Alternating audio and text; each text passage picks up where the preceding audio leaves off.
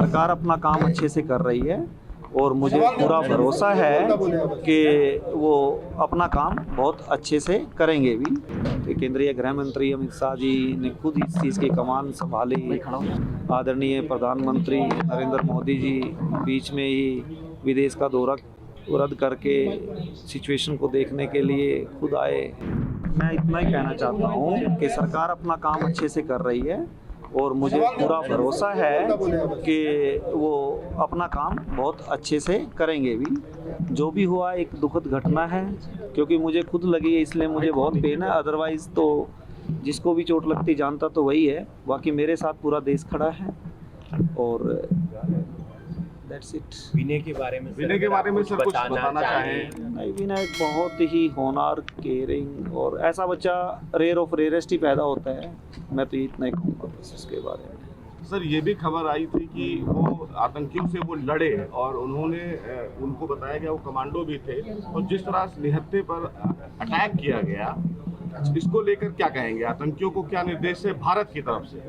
नहीं, एक बहादुर की मतलब मैं की तरह एक शहीद हुआ है वो जी। इसके बारे में इतना ही कहूँगा। सर क्या सर कुछ दिन पहले शादी थी, घर में खुशियाँ थी, मतलब कोई इंसान सपने में भी शायद ऐसा नहीं सोच सकता। हाँ, मैं ये कह सकता हूँ कि समय का फेर है ये, और समय बलवान होता है।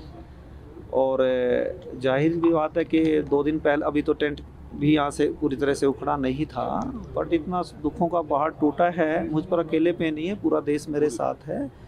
और ठीक है, अनरिपेयरेबल, अनबियरेबल एंड अनटॉलरेबल है मेरे लिए और मेरी फैमिली के लिए, बट भगवान ही संभल देगा इसके लिए। सर जैसा कि कल आप कह रही थी कि बचाई जा सकती थी जान लेने की, एक डेढ़ घंटा उनको कोई मदद नहीं मिली। जान कोई किसी की नहीं बचा सकता, वो प्रभु के हाथ में है। आपकी बेटी हिमांशी भी है और कैसे उसे एक सांत्वना दे रही हैं, एक प्रयास कर रही हैं कि वो भी, उसने भी ऐसा मंजर देखा है जो कभी नहीं भुला जा सकता। देखो, उसकी विटनेस मेरी बेटी पुत्रवधू रही है।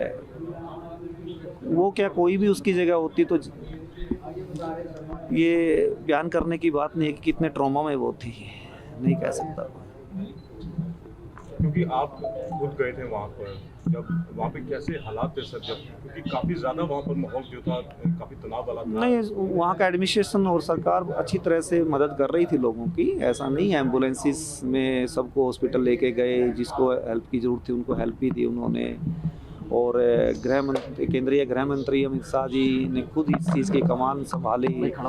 हमारे मनोहर लाल खट्टर जी बीच में ही विदेश का दौरा रद्द करके क्योंकि करनाल से हेल करता हूँ मैं, तो इसलिए स्पेशल इस पर मॉनिटरिंग की गई। आदरणीय प्रधानमंत्री नरेंद्र मोदी जी बीच में ही विदेश का दौरा रद्द करके सिचुएशन को देखने के लिए खुद आए। विदेश मंत्री जयशंकर प्रसाद जी ने भी ठीक उसी तरह यही स्टेप लिया। कितनी इंपॉर्टेंट मीटिंग्स होती है, बड़ी मुश्किल से सेटिंग होती है, क्योंकि बीइंग गवर्नमेंट ऑफिसर मैं कह सकता हूँ कि दूसरे देश में जाना कोई आसान नहीं होता कि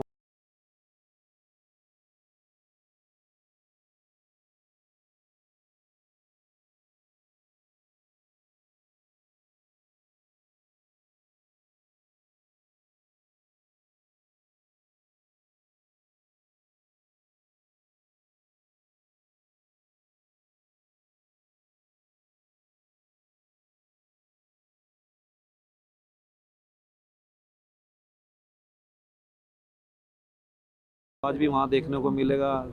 तो आउटस्टैंडिंग रहा है अपने टीचर्स का। उनका यही सपना था?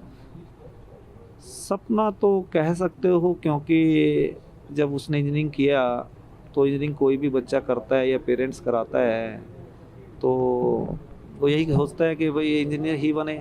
बट जैसे ही वो 3rd ईयर में आया तो मुझे उसने कहा, पापा मुझे प्राइवेट जॉब नहीं करनी, मैं गवर्नमेंट ऑफिसर बनना है।